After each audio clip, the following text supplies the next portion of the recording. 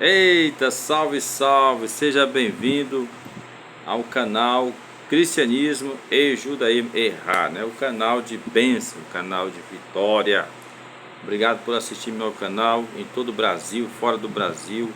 Não deixe de dar um like, né? Eu peço isso, dê um like para que meu canal possa chegar a mais pessoas, né? Uma luz da palavra de Deus, né? São 850 inscritos. Para mim isso aí foi uma bênção gigantesca do Senhor. E você que não está mais assistindo, volte a assistir os canais, porque eu acredito que cada vez que o Senhor me dá uma palavra, ela vem para acrescentar na construção da sua vida espiritual. Você vai cada vez mais crescer. Muito bem. Irmãos, eu não estou em Fortaleza, Ceará. Eu estou em outra cidade, no interior do estado do Ceará, né? Estamos aqui trabalhando ao lado do pastor César, da ADL, o ministério dele, né? E você já viu o vídeo aí que eu tenho postado, a oração do meio-dia. Muito bem. Mas mais uma vez, ei, dá um like aí para nós poder continuar essa mensagem de hoje. No assunto que eu venho tratando lentamente, eu venho falando sobre dois mundos, né? Que a Bíblia abertamente ela revela para nós. O primeiro mundo, que está no primeiro versículo da Bíblia, né? No princípio criou Deus os céus e a terra. Pronto, esse é o primeiro mundo.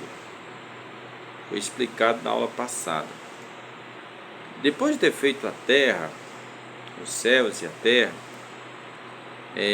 o versículo seguinte vai mostrar um intervalo entre a criação de um segundo mundo, mas este começa a partir da terra, né?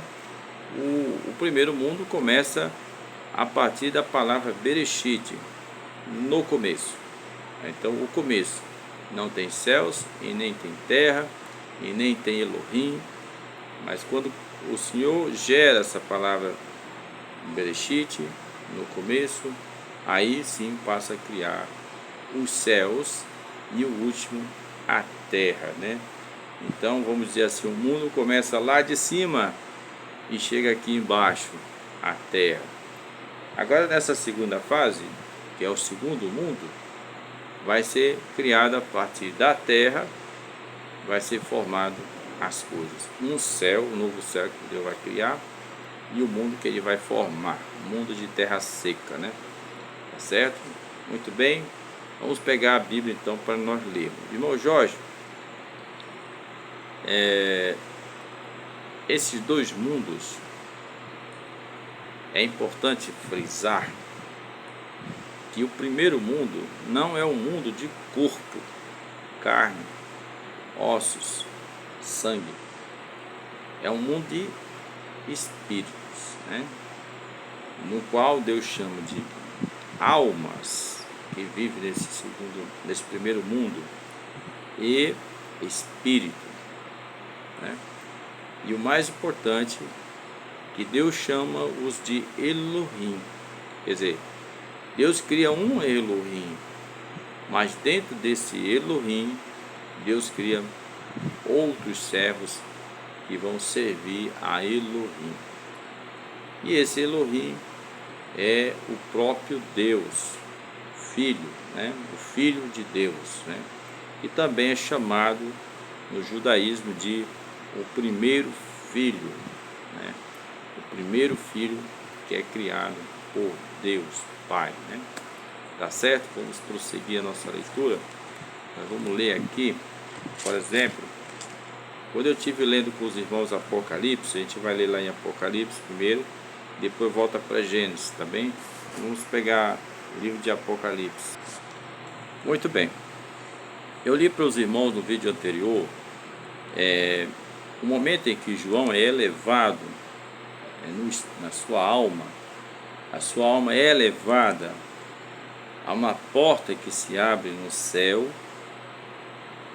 e esse céu é visto dentro dele, dentro do seu corpo, dentro da sua mente, dentro do seu coração, ele vê essa porta e a sua alma atravessa essa porta e entra no céu. Então, para ir para o céu, não precisa sair do corpo, né?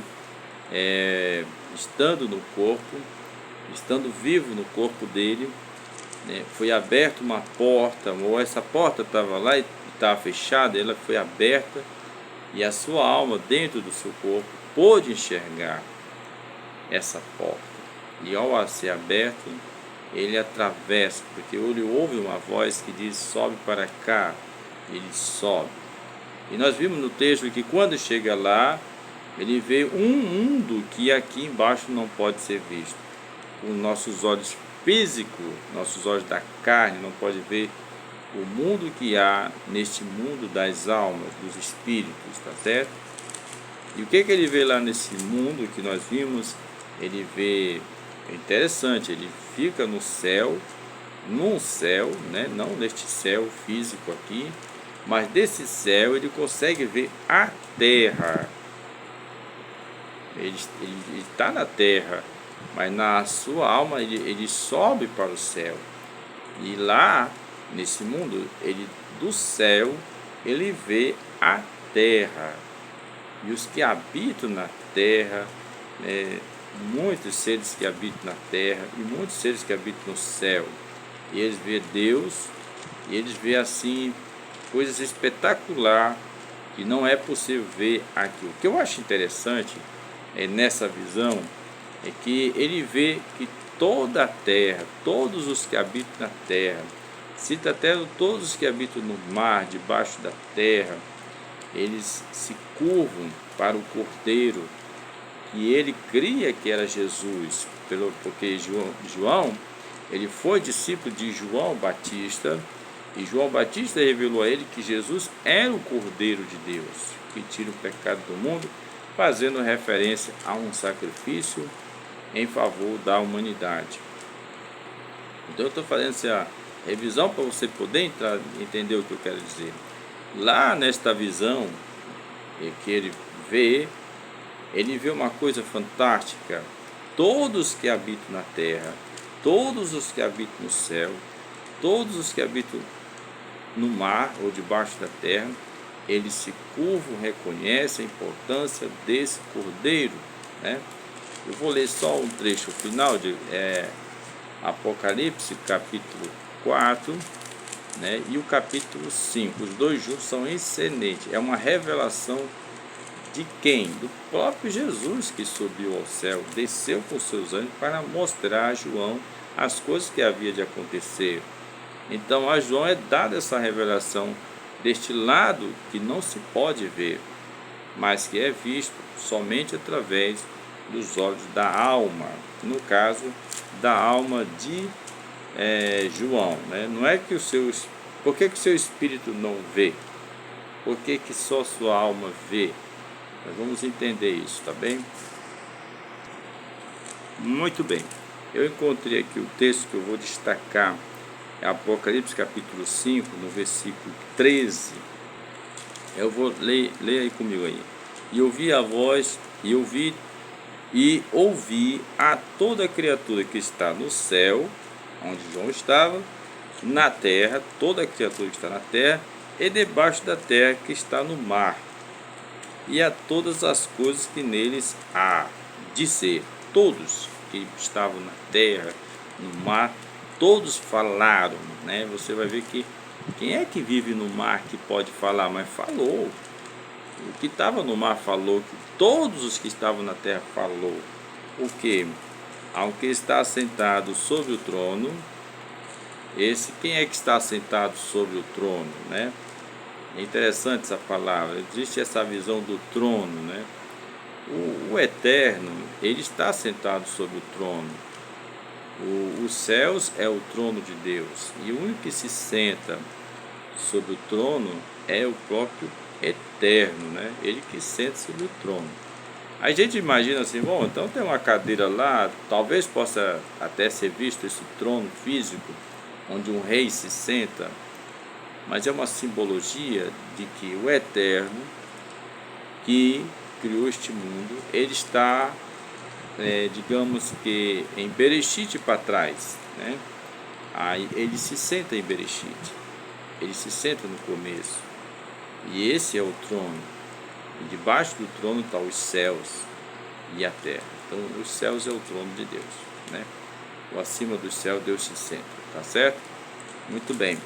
Ele fala que todas as criaturas do mar, todos falam, eles falam, né? Eles falam ao que está sentado sobre o trono e ao Cordeiro seja dado ações de graças e honra e glória para todos sempre, né? Todos os seres criados por Deus, eles falam. E para nós, assim, é muito difícil você imaginar que peixes, animais, leões, onça possam falar, né? Isso é uma visão humana. É uma visão humana das coisas. Nós sabemos. Mas Deus está dizendo aqui que todas essas criaturas que habitam no mar, eles falam. Por que, irmão Jorge? Por que eles falam? Porque eles também têm almas. Almas é Espírito de Deus. Como nós também temos alma. Nossa alma é o Espírito de Deus. E a alma fala. O seu corpo, no mundo físico aqui, o corpo de um animal não fala, mas a alma dele fala. E Deus ouve. Igual a nossa alma também fala e Deus ouve, né? É esse o mistério que Deus está revelando aqui para nós, que almas, tanto de animais, podem falar. Eles podem até ser inferior ao homem, né? Mas eles falam, eles estão falando aqui. Essa é a revelação do Apocalipse, que coincide com as revelações da Bíblia Sagrada, da Torá. Por exemplo, uma alma que falou com Eva, era uma alma da serpente, falou com Eva, né? A alma daquela serpente falou com Eva. Eva pôde ouvir a voz da serpente. Nós temos a jumenta do profeta Balaão, ele sentado naquela jumenta, ela começou a falar, a alma dela começou a falar. Deus deixou com que a boca dela começasse a pronunciar as palavras. Aí se você for ver o Apocalipse, você vai ver numa das visões da abertura do sexto selo, da sexta trombeta, os chifres do altar falam. Como é que todas essas coisas falam? É porque existe a alma e o espírito. Que a alma é um espírito de Deus, que Deus dá para um, para outro, para outro. E todas elas falam. É normal tudo falar. O que Deus quer que se fale. O que Deus quer que se fale. A jumenta falou que Deus quis que ele falasse. A serpente, ela falou para chegar naquele propósito, para poder ser revelado o Cordeiro de Deus. Então tudo tem a ver ao interesse e à vontade de Deus, tá bem? Então tudo aí, amém? Agora veja uma coisa assim que eu acho que essa aqui é uma das maiores revelações do Apocalipse. Nós vamos ler um outro versículo muito importante, tá bem? Vou para dar uma pausa aqui. Muito bem. Quando ocorre na visão que o Cordeiro vai lá e toma o rolo da mão daquele que está sentado no trono, que está escrito por dentro e por fora, que ninguém poderia ler, e apareceu o Cordeiro, que descreve ele como filho de Davi, da tribo de Judá, está citado lá no texto de Apocalipse, e que foi morto e voltou a viver. Tudo tem a ver, enquadra na pessoa de Jesus. Na visão de João, tem a ver com Jesus. Ele viu lá o Jesus ressuscitado. E como ele morreu, deu a vida, e ele foi ressuscitado, ele é digno de tomar o rolo e pegar e ler. E é justamente na hora que ele pega o rolo para ler, então que todas as coisas no céu e na terra se curvam diante dele e reconhecem a grandeza desse Cordeiro. Tá certo? Agora veja uma coisa que eu considero como revelador. É o versículo 1 A gente vai ler o versículo 1 do capítulo 6 e o versículo 2. Então vamos ler os dois textos para compreender o que ocorre aqui nesse momento. O versículo 1. E havendo o cordeiro aberto um dos 7 selos, o cordeiro abriu um dos 7 selos, sete selos, presta atenção. E olhei e ouvi um dos 4 animais que estavam como em voz de trovão, vem e vê. Disse para João, no caso, vem e vê. Versículo 2. E olhei e eis um cavalo branco, e o que estava sentado sobre ele tinha um arco, e foi-lhe dado uma coroa, e saiu vitorioso para vencer. Nessa visão, descrita aqui, ao abrirem o primeiro selo desse documento que está na mão do Todo-Poderoso, escrito por dentro e por trás, uma das criaturas dos 4 anjos que estão abaixo, 4 querubins que estão abaixo do trono de Deus, também visto, no livro de Ezequiel, é citado aqui também o livro de Apocalipse, já dessa vez por João, um judeu, mas que segue Jesus. Ele viu que abria o primeiro selo, é muito importante lembrar que é o primeiro selo, são 7 selos. 7 selos. E ocorre aqui o primeiro selo. E o primeiro selo nos lembra muito, a gente vai entender o que é o primeiro selo. O que ocorre no primeiro selo é um cavalo branco que aparece. A cena aqui, primeiro é um cavalo branco. E esse que estava sentado sobre ele, e o que estava sentado sobre ele, era alguém que monta um cavalo branco, Tá certo? E foi-lhe dado um arco, uma flecha. E foi-lhe dado uma coroa, tá? E saiu vitorioso para vencer. Então esse primeiro, ele tem um arco, ele recebe um arco, ele recebe flechas para atacar, para matar alguém que está à distância, tá certo? E este cavaleiro, ele está montado num cavalo branco. O cavalo branco é o cavalo de um rei, e ele inclusive recebe uma coroa para reinar, e sai vitorioso para vencer. É alguém que começa vitorioso e que vai vencer. No mundo evangélico cristão há muitas maneiras de se entender isso aqui, várias formas, vários entendimentos, mas a maioria crê que esse ser aqui, abre a boca de vez em quando, esse ser aqui, ele é um ser maligno. Muitos anjos, muitos interpretam ele como sendo um ser maligno, Há outros que não veem assim, Eu vou dar uma opinião baseada no que eu entendo aqui, na ampliação do conhecimento que o Eterno me deu, O primeiro selo, ele é muito importante, ele é marcante. E, coincidentemente, o cavalo não é preto, que seria um cavalo sinistro, nem vermelho, mas ele é branco. Isso é de uma realeza muito grande, de alguém que vai iniciar uma realeza muito grande, vai iniciar uma cavalgada, um rei. E, por sinal, esse cavaleiro recebe uma coroa de rei, E ele sai vitorioso, cavalgando vitorioso e vencendo, porque muitas coisas ele vai enfrentar, mas vai vencer, não há derrota para ele. Agora, o fato dele receber também um arco, uma flecha, é porque ele usa um instrumento de guerra, um arco, uma flecha. Mas veja que ao cavalgar, a flecha só atinge um alvo. Talvez ele use outra flecha, atinge outro alvo. Talvez use outra flecha para atingir. São várias batalhas que ele vai enfrentar, mas ele vai usar a flecha para vencer à distância, sem precisar aquele ataque corporal.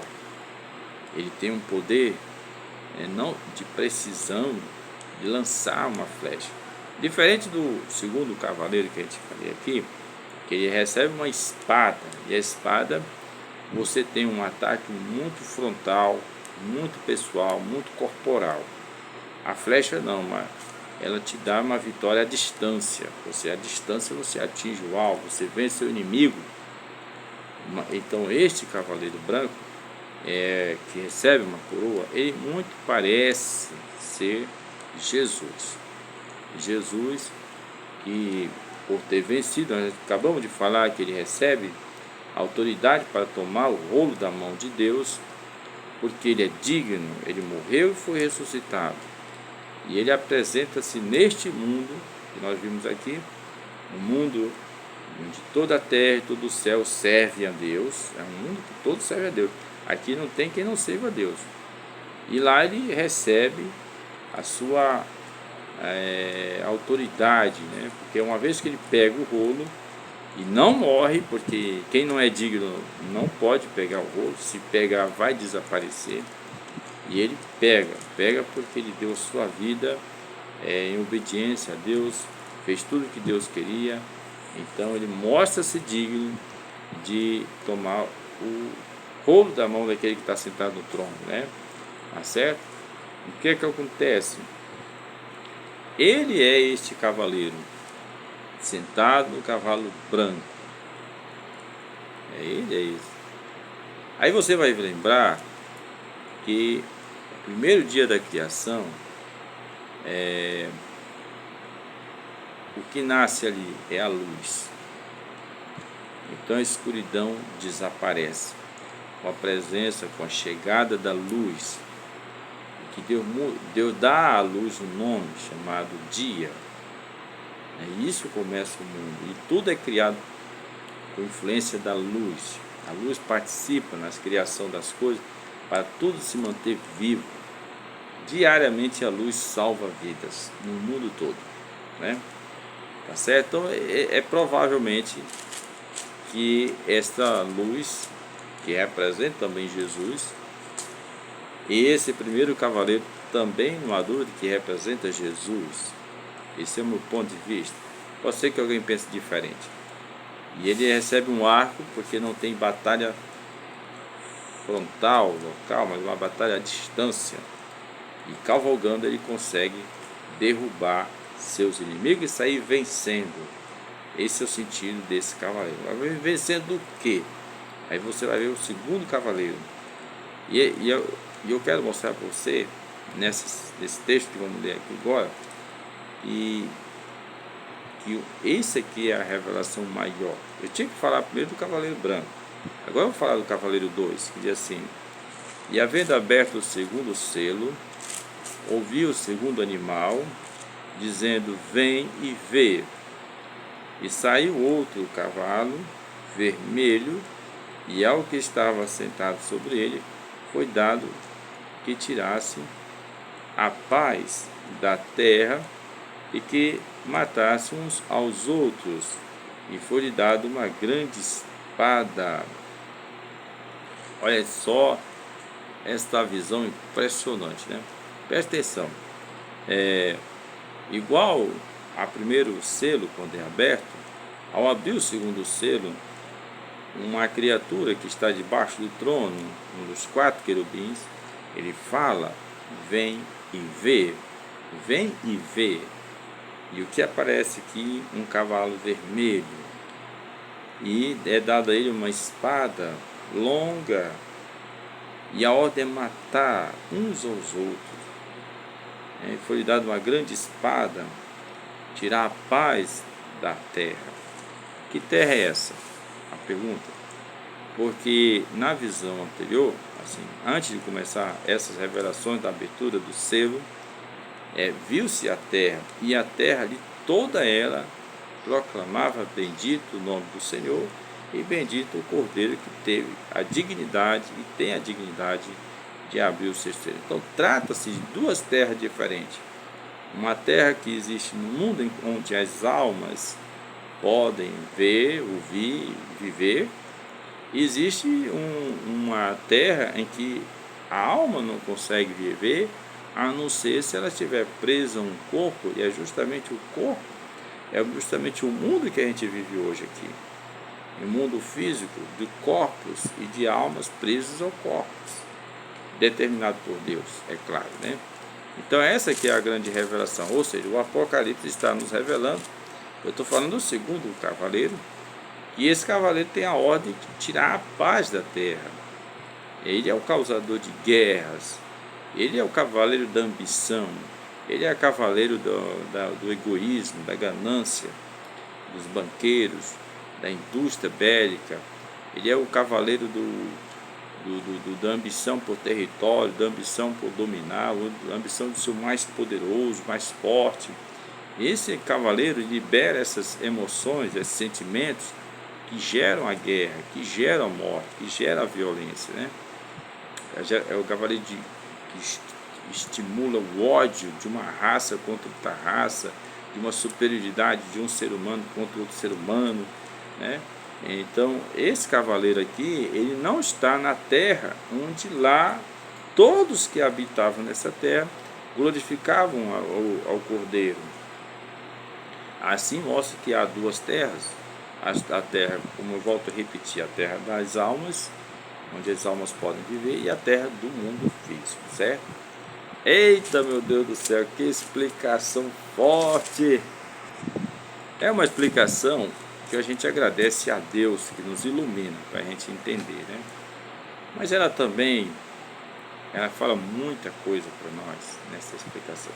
Eu não vou continuar lendo os outros cavaleiros que tem aqui, que vai ser lido em outro momento, mas eu quero trazer atenção, é justamente isso, que há dois mundos, né? Que a Bíblia mostra no começo, ele é criado no começo. O primeiro versículo é a criação do mundo, do primeiro mundo, que é o próprio Deus que cria.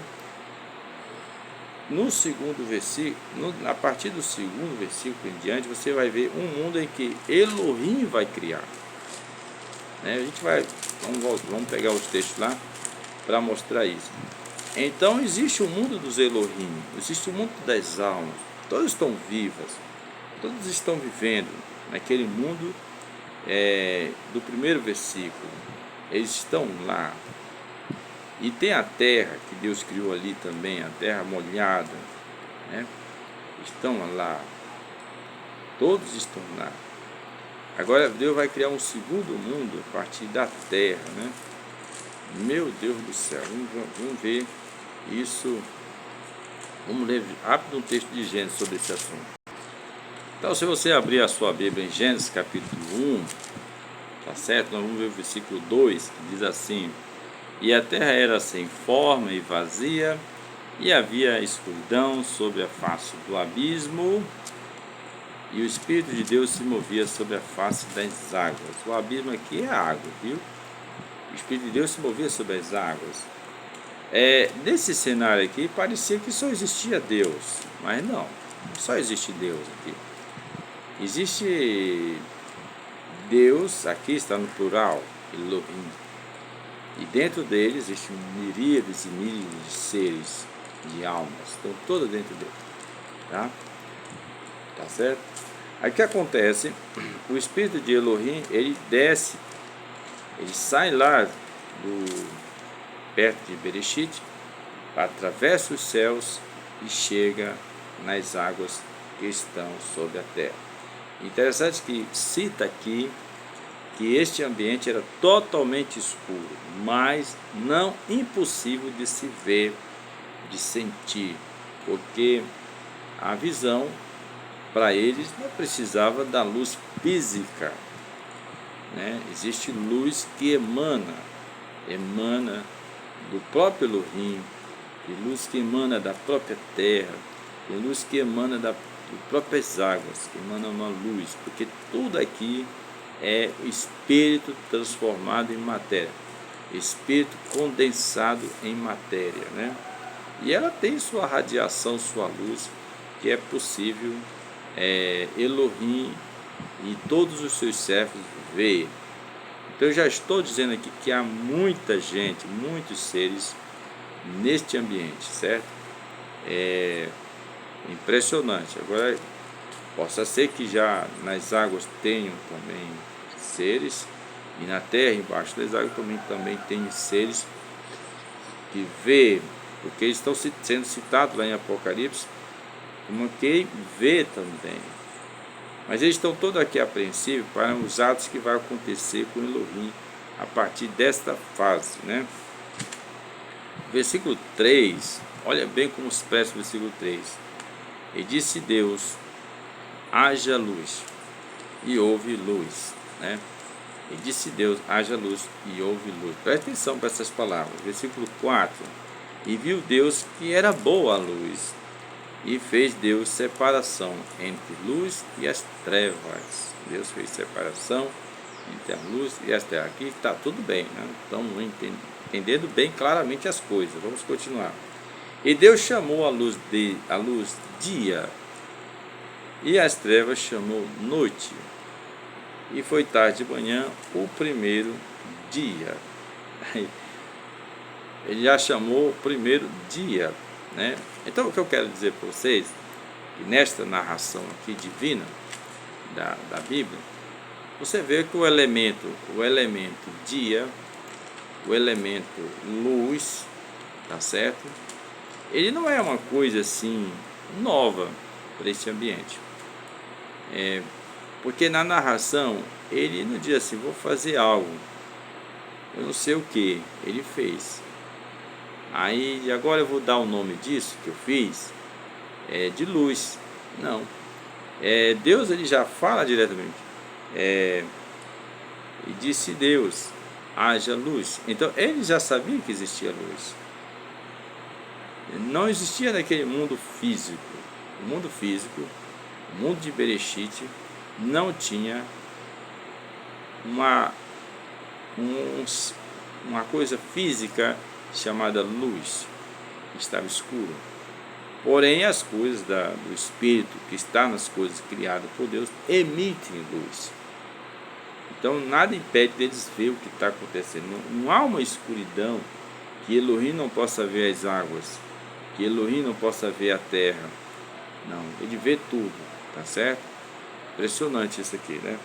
E o mais interessante também, que eu quero também chamar a atenção, já que Deus fala da luz como já existindo, é claro que ele está dizendo assim, no meu mundo, e meus anjos, meus querubins estão, conhecem a luz, vê a luz, mas esse mundo que eu estou criando não tem a luz, porque eu tenho que criar algo que será chamado de luz, para que aqueles que vão viver neste mundo físico possam enxergar essa luz presente, porque o mundo físico só vai ver através dos seus olhos, sensível a este tipo de mecanismo de informação chamado luz, tá certo? Olha aí como é forte, né? Também não existe essa palavra no hebraico, haja luz. Não, a ideia assim, o nada, apareceu a luz, haja luz, e veio a haver luz, né? Mas foi assim que foi traduzido a Bíblia pelos judeus na Septuaginta, né? Foi assim que eles traduziram, né? Mas o texto original, ele vai rir, e Vaiomer Elohim Yehi Or, né? Vaiomer, e ele disse, ou disse, Elohim, Vaiehi Or. Então ele pede a Elohim que Yehi se transforme em Or. Yehi é o início do nome de Deus, Yod-He, né? Tem mais uma palavra, Yehi, tem um Yod novamente, Yehi Or, ou seja, ele seja luz, ou seja, o nome de Deus, a abreviação do nome de Deus gerou a luz, né? Ou se transformou em luz. E não foi uma coisa que Deus estava fazendo sem saber o que ia fazer. Ele achou importante que houvesse luz, porque não havia luz, e já conhecia a luz dentro dele, né? Tá certo? Aí o mundo físico passa a gerar a luz divina, que nada é do que o próprio nome de Deus, é o nome de Deus transformando-se em luz, Yehi, né? Espera um instantinho que eu vou fazer uma pesquisa rápida. Exatamente, como eu peguei aqui a Bíblia hebraica, a Torá, ele diz Vaiomer, e ele disse Elohim, Yehi Or. Então, Yehi começa com o nome de Deus, essa palavra. O nome de Deus, o nome de ação. É Yod, Re, Yod. Tá? Yehi. Aí a tradução é haja, mas não é haja. É o nome de Deus venha a ser Or, né? Se transforma em Or.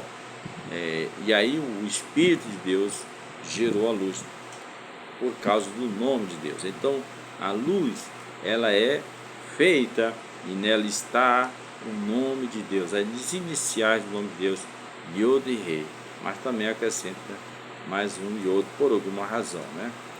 A luz é justamente isso, né? É uma ação do nome de Deus. O nome de Deus transforma em luz, né? Eu não vou alongar muito esse vídeo, tem muita coisa para falar aqui, mas é a partir daí que começa a existir o mundo físico. E agora interessante, que só para resumir também, é que como o primeiro dia, né, Yod Re, não, primeiro dia, né, Yom Errado, que eu vou aprender isso, vou ensinar para vocês. O primeiro dia, o primeiro evento desse momento é gerar a luz, uma coisa boa. E a luz, na maioria das vezes, nós interpretamos com uma cor amarela, não, uma cor branca. A luz é branca porque ela é a soma de várias luzes, de 7 cores, que juntando forma a cor branca, né? E agora você vê que a abertura do primeiro selo, tão semelhante quanto a abertura do primeiro dia da criação, vem um cavalo branco. O destaque aqui é o cavalo branco. Ele é a luz que cavalga.